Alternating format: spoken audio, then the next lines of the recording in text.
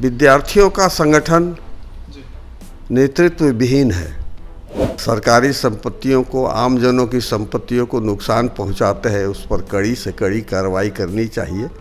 देश हित में, आमजनों के हित में, सैनिकों के हित में एक अच्छा संदेश जाता। अगर सरकार आपकी बात नहीं सुनती है तो आप उसका विरोध करिए। किसान आंदोलन के तरह यह भी आंदोलन जो है खत्म हो जाएगा। नमस्कार, आप देख रहे हैं आंखें न्यूज़ 24। मैं हूं आपके साथ अमित। एक बार फिर हाजिर हूं आप सबके समक्ष एक नए विषय को लेकर, और आज हम बात करेंगे अग्निपथ के ऊपर। अग्निपथ योजना जो केंद्र सरकार ने लेकर आई है, जिसको लेकर राज्य भर यानी ये कहें कि देश भर में जो छात्र हैं कहीं ना कहीं इसको लेकर उग्र प्रदर्शन कर रहे हैं। क्या ये उग्र प्रदर्शन कितना जायज़ है, इसी विषय पर बात करेंगे हमारे वरिष्ठ पत्रकार प्रभाकर सर से। सर, लगातार जो सर छात्र हैं अग्निपथ योजना को लेकर वो प्रदर्शन कर रहे हैं, आगजनी कर रहे हैं, सर क्या कहेंगे, कैसे देखते हैं इन मुद्दों को? किसी भी आंदोलन के लिए, सत्याग्रह करने के लिए हिंसा की कोई ज़रूरत नहीं होती है। अपनी बातों को अहिंसक रूप से सत्याग्रह के माध्यम से सरकार तक पहुंचाने की कोशिश करनी चाहिए। विद्यार्थियों का संगठन नेतृत्व विहीन है, और नेतृत्व विहीन कोई भी आंदोलन सफल नहीं होता है। बेवजह, मैं तो कहूँगा बेवजह यह आंदोलन चलाया जा रहा है। सरकार की नीयत में कोई खोट नहीं है। सरकार लोगों को रोजगार देना चाहती है, लेकिन सलाहकारों ने जो पहली योजना बनाई थी, सरकार को गुमराह किया था और तरह तरह के उसमें रास्तों में कांटे बिछाए थे। लेकिन इधर देख रहे हैं कि सरकार उन कमियों को दूर करने में लगी है। जैसे कि 4 साल की नौकरी में लोगों को यह संदेह था कि जो सैनिक हैं, सरकार में जो पूर्व सैनिक हैं, अभी जो बहाली के लिए आवेदन कर रहे हैं, उनको जो अभी जो सेना में पहले से बहाल हुए हैं, उनको जो सुविधाएं मिलती हैं, वही सुविधा अभी के अग्निवीरों को देने की सरकार ने योजना बनाई है। तो ऐसी स्थिति में जो परमानेंट सिपाही हैं, भर्ती हैं इसमें सेना में, उनको जो सुविधाएं मिलती हैं, उनको जो शौर्यवीर पुरस्कार मिलते हैं, वो सारी सुविधाएं अभी अग्निवीरों को देने की योजना बनाई गई है।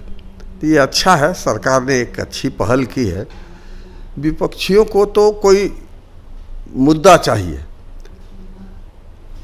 आपने देखा कि पुलिस पदाधिकारियों ने जब इसका उद्भेदन किया कि किसने ये आग लगाई है, तो कितने कोचिंग संचालकों को गिरफ्तार किया गया, उनका रोल भी इसमें रहा है। तो ये समझ लीजिए कि विपक्षी पार्टियों के द्वारा संचालित यह हिंसक आंदोलन, इसमें छात्र नौजवान कम और उत्पाती ज़्यादा है।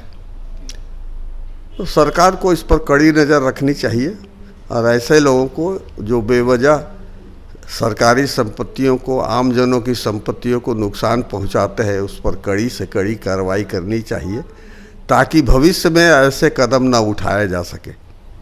सर, सरकार जब ये योजना को लेकर आई थी, अग्निपथ योजना को जब लागू किया था, उसने लेकर आई थी, तो छात्र काफ़ी उग्र हो गए, प्रदर्शन भी कर रहे थे, आगजनी भी कर रहे थे, हमें तस्वीरों में भी देखा है। लेकिन उसके बाद सरकार ने तमाम इस पर सुधार भी किए हैं।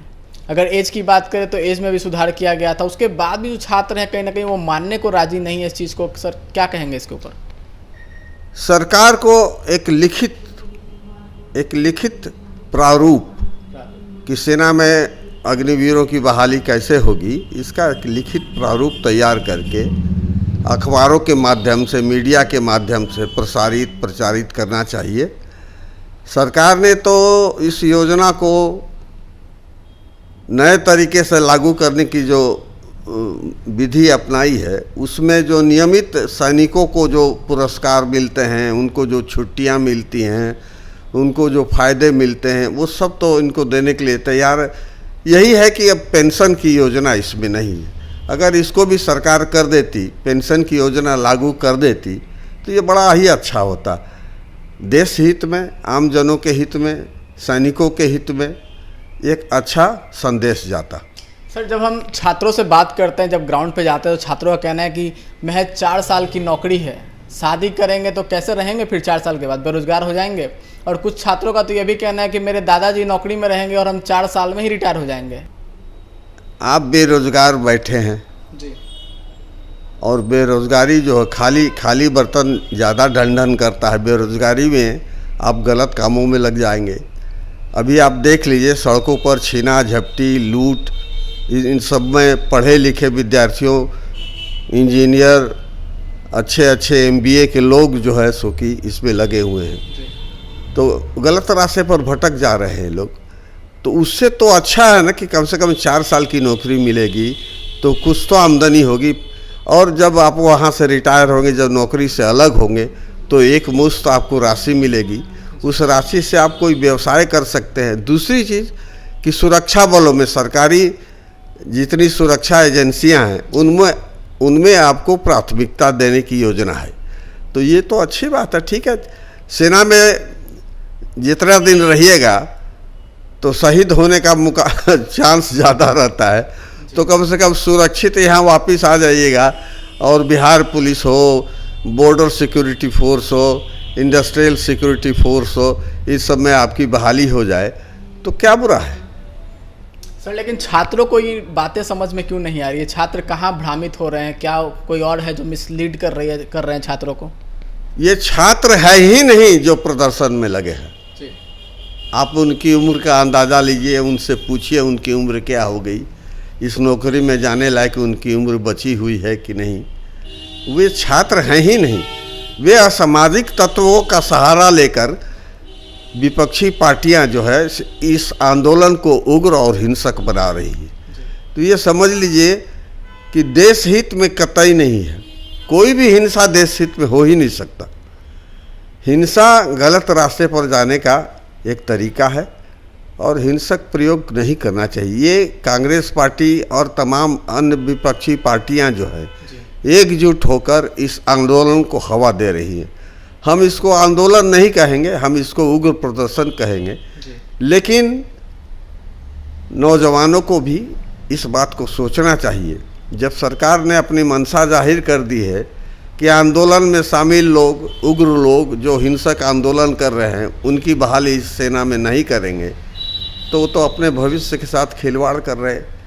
अगर उनको लगता है कि सरकार उनके भविष्य के साथ खिलवाड़ कर रही है, तो ना कम से कम 4 साल तो सरकारी नौकरी में आप रहेंगे, उसका फ़ायदा तो आपको मिलेगा।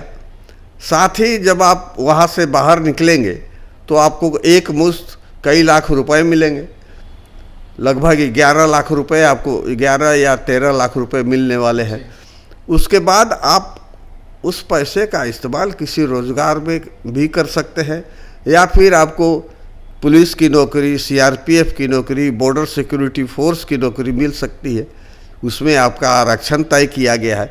तो ये सब सोचना चाहिए। अखबार पढ़िए, समाचार देखिए, सरकार की नीति और नियति के बारे में जानिए, तब आप कोई विरोध, अगर सरकार आपकी बात नहीं सुनती है तो आप उसका विरोध करिए। किसान आंदोलन के तरह ये भी आंदोलन जो है ख़त्म हो जाएगा। ये वक्त की बात है। विपक्षी चाहते हैं कि चुनाव भर ये आंदोलन चलता रहे। छात्र संगठन भी कुछ हद तक इसमें लगे हुए हैं कि ये चुनाव तक चले। छात्र आंदोलन के रूप में, 74 आंदोलन के रूप में इसको प्रसारित करने की कोशिश हो रही है, जो संभव नहीं है। दिशा विहीन, नेतृत्व विहीन आंदोलन कभी सफल नहीं होते। सर, अंत में सर क्या सुझाव देंगे छात्रों को? हमने पहले भी इसके ऊपर डिबेट किया था तो आपने सुझाव दिया था। एक बार सर फिर आपसे जानना चाहेंगे कि छात्रों को क्या कहना चाहेंगे? सरकार की नीति और नियत में बदलाव आया है, तो इन बदलावों को देखते हुए जो सुविधाएं सरकार नियमित सैनिकों को दे रही है, उस सभी सुविधाएं, केवल पेंशन को छोड़कर सारी सुविधाएं आपको मिल जाएंगी। तो 4 साल की नौकरी में एक मुश्त राशि मिलने वाली है। दूसरा, आपको कहीं भटकने की ज़रूरत नहीं पड़ेगी। सरकारी एजेंसियां हैं, रक्षा एजेंसियां हैं, सुरक्षा एजेंसियां हैं, उनमें आपकी बहाली होगी, उसमें आपका रिजर्वेशन होगा। तो इसमें डरने और घबराने की क्या बात है। तो दर्शकों, आपने सुना हमारे वरिष्ठ पत्रकार प्रभाकर सर को, जिन्होंने बहुत ही बेबाकी से इस मुद्दे पर अपनी राय दी है। फिलहाल आज के लिए बस इतना ही। हमें दीजिए इजाजत। नमस्कार। अगर आपने अभी तक हमारे चैनल को सब्सक्राइब नहीं किया है तो हमारे चैनल को जल्द से जल्द सब्सक्राइब करें, लाइक करें, शेयर करें और कमेंट करें। क्या आप पत्रकारिता के क्षेत्र में अपना कैरियर बनाना चाहते हैं? तो आज ही Royal Ashoka Institute of Mass Communication and Journalism में अपनी जगह सुनिश्चित करें। आर्यभट्ट ज्ञान विश्वविद्यालय पटना से मान्यता प्राप्त 100% प्लेसमेंट के साथ royal Ashoka Institute of Mass Communication and journalism नामांकन जारी है। हमारा पता है DS/16 गायत्री मंदिर के समीप, कंकड़ बाग, पटना 8,20,000। आप हमें संपर्क भी कर सकते हैं। हमारा मोबाइल नंबर है 9955456126।